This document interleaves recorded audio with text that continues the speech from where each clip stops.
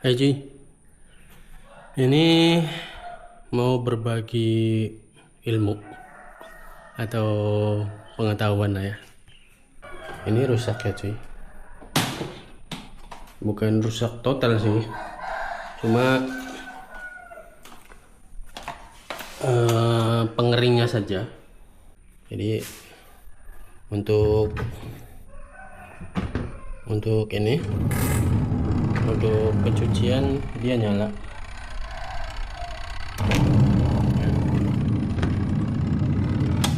Cuma untuk ini pengering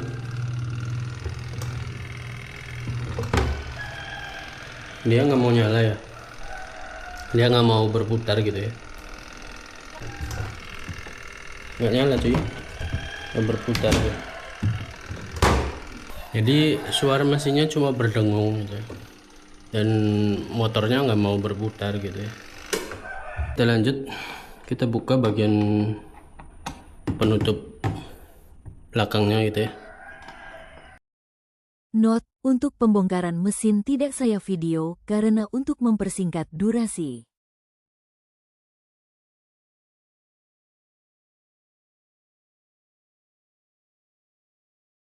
Kita lanjut ya, lanjut ngecek kerusakan mesin cuci. Ini salah satu tips yang mesin cucinya bermasalah, dari nggak berputar atau nggak berfungsi. Ini salah satu ngecek apa penyebabnya gitu ya. Ini sedikit berbahaya ya, kalau bisa para suami yang nyoba gitu ya, jangan ibu-ibu ya.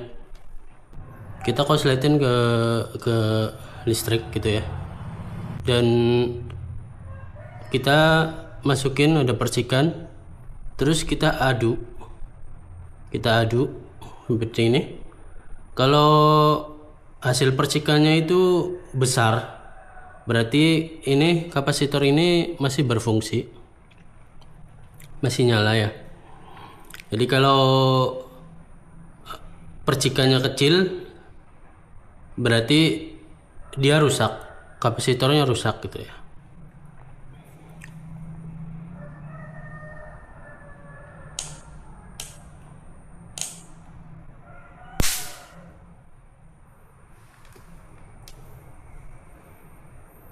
Ini ada 2 jalur ya. Ini khusus buat mesin cuci 2 tabung, ada 4 kabel gitu ya, dan masing-masing 2 jalur.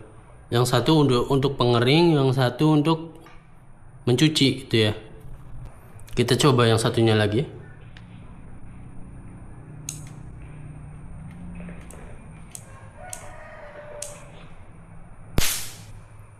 Oke, itu percikannya besar ya. Jadi kemungkinan ini masih berfungsi. Jadi kemungkinan kerusakan di kapasitor kemungkinan enggak gitu ya. Karena tadi udah dicek, percikannya besar.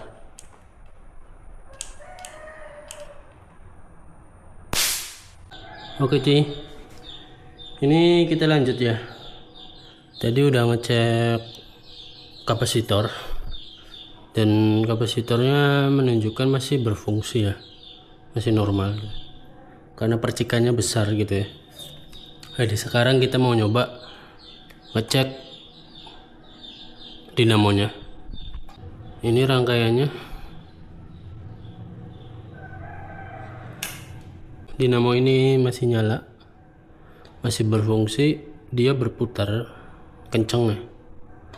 Dan kalau soak atau rusak, dia nggak nyala, nggak berputar. Kita langsung nyalain. Suaranya cuma berdengung ya cuy,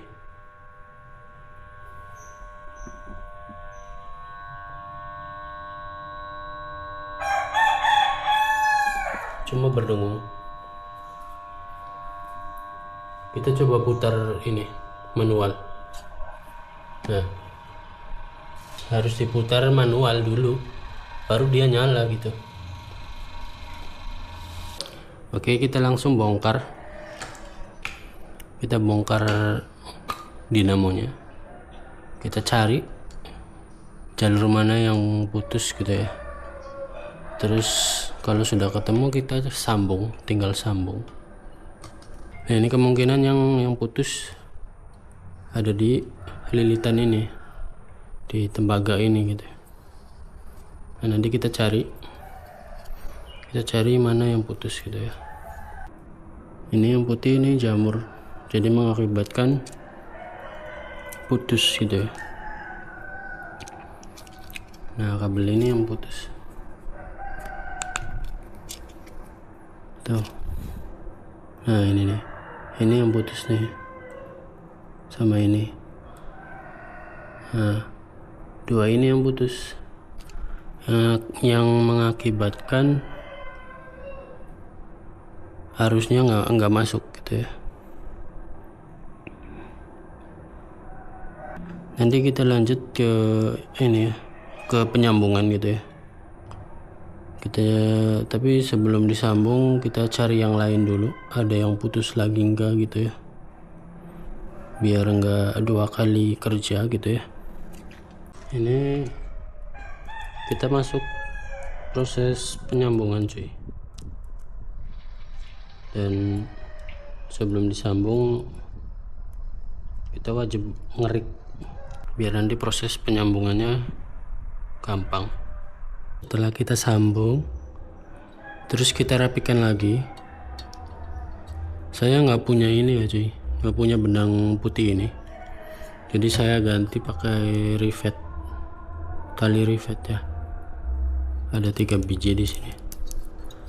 Terus kita sambung, terus rapikan, terus kita pasang. Kita pasang lagi, rakit lagi. Kita satukan bagian bodi atas.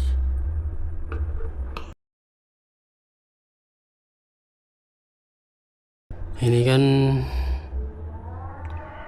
permanen ya, jadi dari pabriknya dia nggak pakai baut gitu ya. Setelah kita buka tadi kan kita udah dirusak ininya, jadi kita ganti ganti baut manual kayak gini ya. Ini ukuran 8 10 bisa masuk. Ini saya nggak punya ukuran 10, jadi saya pakai baut 8.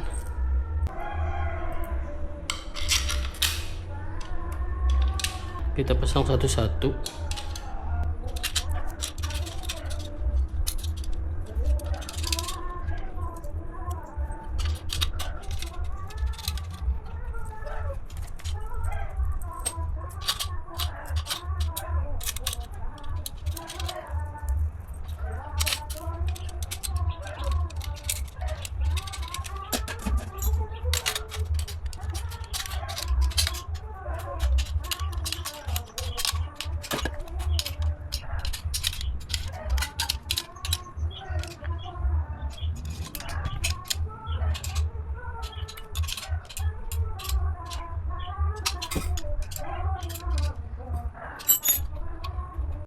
Oke cuy, sekarang kita lihat hasilnya. Ini arus dari listrik langsung 200 volt.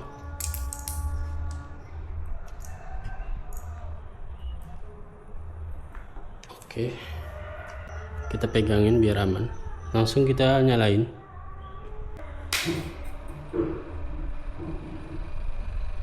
Ya, bisa dilihat hasilnya ya cuy, dia langsung nyala, dia langsung berputar gitu ya.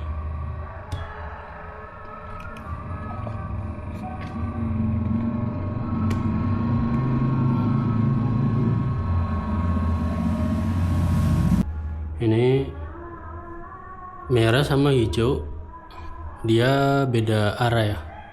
Kalau ini sekarang saya pakai yang merah, jalur merah. dia berputar ke kiri. Ini kita nyalain lagi ya, langsung mutar ya.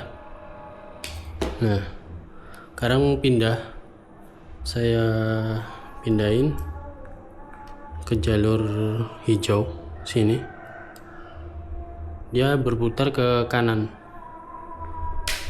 Oke, sekarang normal ya, udah nyala kan ya, udah normal lagi, baik putar ke kanan atau ke kiri dia udah normal. Mesinnya sudah berputar ya, jelas nggak sih ya, udah aman. Oke Ci, itu aja sedikit tutorial ya, sedikit tutorial cara memperbaiki mesin cuci baik pengering maupun pencucian gitu ya, khususnya dua tabung pencucian dan pengering gitu ya. Dan kasus yang saya alami ini di bagian pengeringnya gitu, mati. Nah dari semua proses tadi udah jelas ya, cuma yang saya harus ingatkan, memang harus ini ya, meskipun kerusakan ada di mesin, di dinamo mesinnya gitu ya, kita memang harus ngeceknya satu-satu gitu ya. Yang utama kita memang harus meriksa dari kapasitornya gitu ya.